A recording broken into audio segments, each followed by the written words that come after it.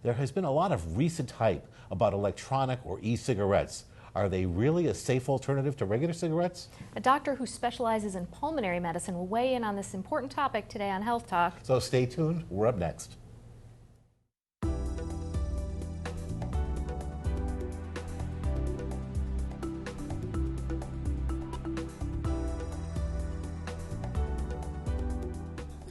Hello, I'm Dr. Eric Mazer. And I'm Dr. Andrea Peterson. Our guest today is Dr. Robyn Scatena. She's a specialist in pulmonary and critical care medicine at Norwalk Hospital.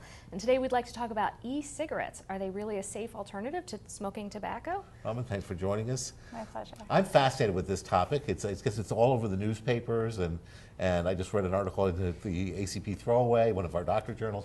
But well, maybe we should say, what are e-cigarettes? Let's describe it for the audience so everybody's on the same page, and then we can go from there. Sure. So e-cigarettes are a device that uses a heat coil to vaporize a liquid into an aerosol that you can inhale, and that's it. And you can put anything into it, or a company can, maybe you can't.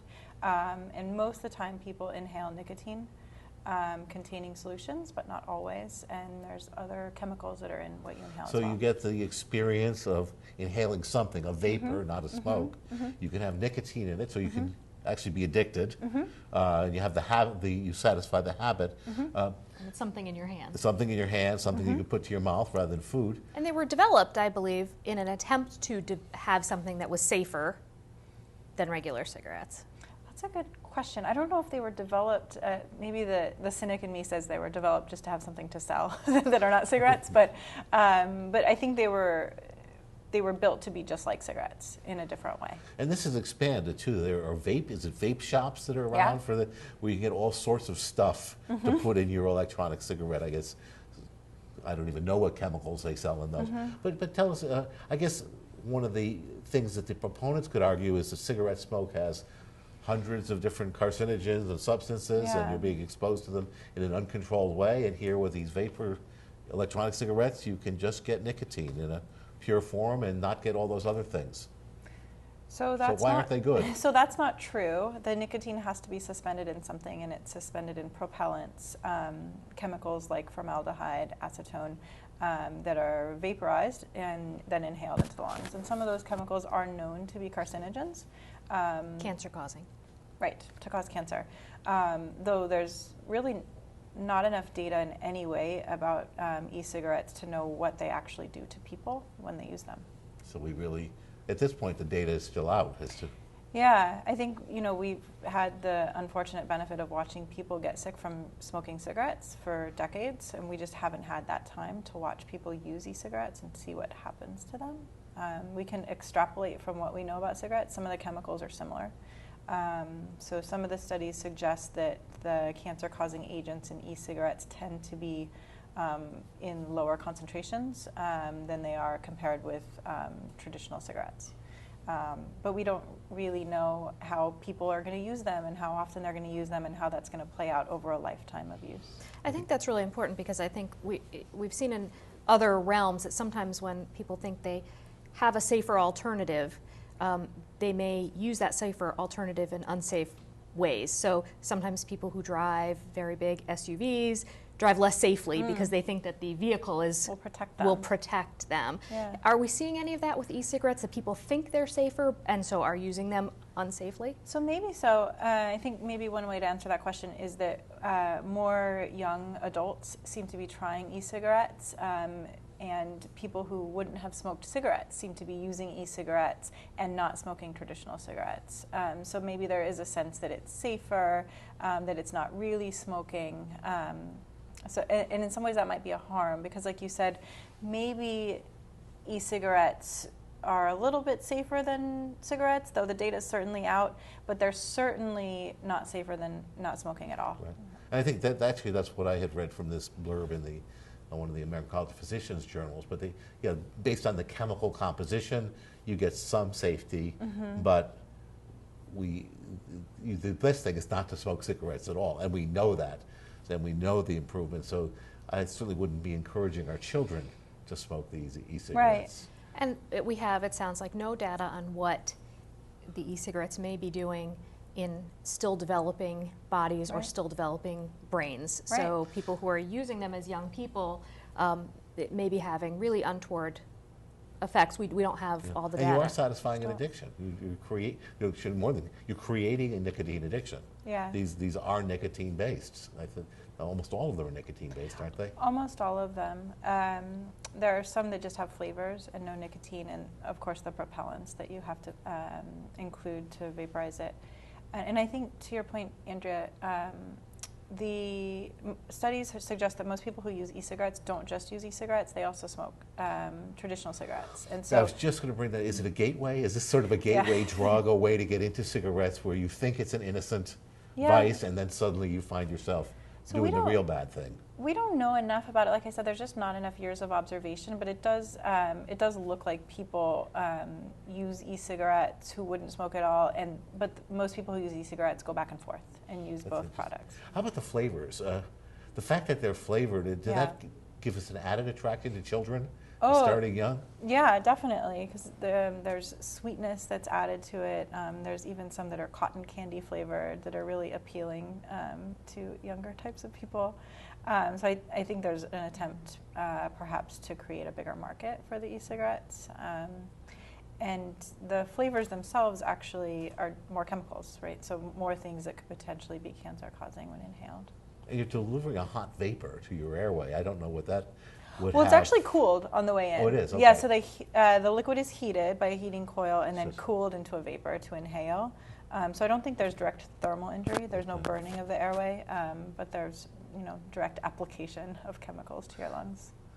How about the tobacco companies? It'd be sort of interesting if we could infer anything about their view of this. Are they involved in the creation of these e-cigarettes? Do they support it? Do they oppose it? That's a good question. I'm not really educated about the I don't know either. corporations behind e-cigarettes, but I know that some of the studies comparing e-cigarettes to traditional cigarettes have been funded by tobacco companies. So I think there's interest in, and I don't know much more about that. One of the things I think people often don't know is that cigarette smoking, in addition to being associated with lung cancer, which people do know, is also associated with other cancers. Mm-hmm. Is there any evidence that what's inhaled in e-cigarettes may also be cancer-causing in other parts of the body, either in the mouth, in the upper airways, even before we get to the lungs? So no, not that I know of. We don't have any evidence that it does or doesn't cause the same cancers as cigarettes, and I think we can only extrapolate from what we know from the very good science about cigarette smoking. And I think I wouldn't say e-cigarettes are guilty until proven innocent, but I certainly would worry about the same exact diseases. Let me ask from a different perspective. Can e-cigarettes be useful in getting somebody to stop smoking? Are they a way to get to that zero? Is there a role for them in medical therapy of smoking? So I think there's certainly a role for e-cigarettes in quitting smoking, because people are doing that. In the community, people are employing e-cigarettes in an attempt to quit smoking.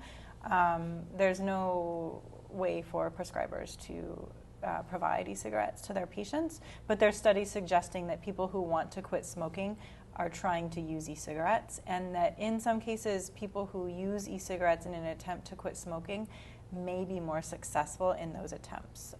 There's been no high-quality studies, though, comparing e-cigarettes to some of the other tools that we know really are helpful for smoking cessation and tools that doctors can prescribe to their patients, like nicotine patches, like pills to help reduce the cravings for smoking. So I think we know a little bit. We know that the e-cigarettes are being used, but we don't really know how to compare them to the other techniques that we have. Well, we know what age groups are. I mean, is this, again, thinking in terms of e-cigarettes being a gateway, or seeing younger kids use these? Because is there any, I know so little about this, is there legal control over e-cigarettes? Can anybody buy them? So I think you do have to be 18 because they're nicotine containing for the most part, but that doesn't mean that younger people can't gain access to them. And yeah, the studies of younger people's usage of e-cigarettes and traditional cigarettes suggest that more younger people are using e-cigarettes. Yeah, I was concerned when I heard about the vape shops, and it sounds almost part of a very young culture that is attractive. Yeah, and it's marketed in a really cool way, and so it's a tough thing for, I think, for our kids to have to deal with, right? Yet another challenge. So. Well, what would you recommend? How would parents deal with this? Just simply abstinence?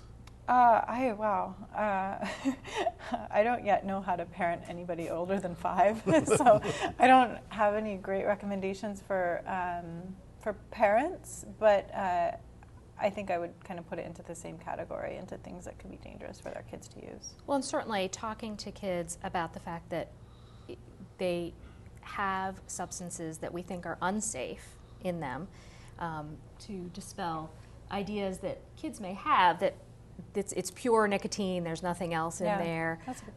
Really, giving especially teens the facts, I think really often helps them make better decisions and to have open conversations so that they're getting information not just from their friends or from the internet necessarily, but having conversations with trusted adults. And it's creating a real addiction.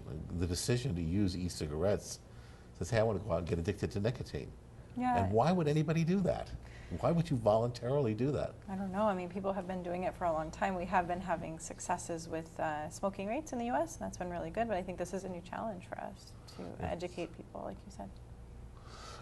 Are there any things out there that can substitute for smoking? I guess one of my concerns is that as we stop smoking effectively, we get obese. I'm talking as a society. People have always talked about, especially women talk about smoking so that they don't eat. But I think a lot of people are using that. Are there other things? What should we be doing? I guess what we hear already, we should be doing exercise and all those things. Yeah. That's a bad question. I'm sorry, but it's so prevalent in our society. And I think for every person, it's different. I think, if somebody always has a cigarette when they step outside to talk on the phone, perhaps grabbing, something that they want to snack on, a healthy snack, if they want to have, a non-alcoholic beverage instead, maybe just some sort of substitute to maintain the sense of a routine, but maybe a healthier routine. And I don't have a good sense of this, but we've often thought about how cigarettes have been portrayed in the media and whether and in popular culture, in movies and television, and how that may influence people's behaviors and maybe being on the lookout for how e-cigarettes are being portrayed as well.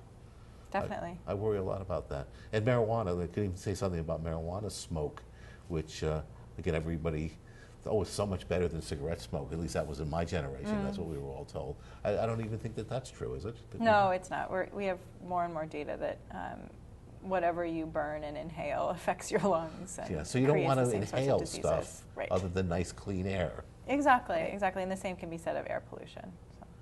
So that's a good message. Keep your lungs clean. If only people could see. We see it during our early medical school. When you do an autopsy or on your cadaver and you see somebody who smoked, you see that black carbon. The lungs literally come out black rather than pink. And it's just sort of striking. If people knew that that's what they were doing to themselves, I think they'd stay away from it. I hope so. Thank you so much. That's all we have time for today. We'll have to bring you back in a few years to talk more about e-cigarettes. Okay. Hopefully they go away. I want to thank our guest today, Dr. Robyn Scatena, for joining us on Health Talk and talking about a difficult and very current topic. If you have questions or comments about Health Talk, please do send them to us at healthtalk@wchn.org. Thanks so much for joining Andrea, me, and Robyn today. Be well.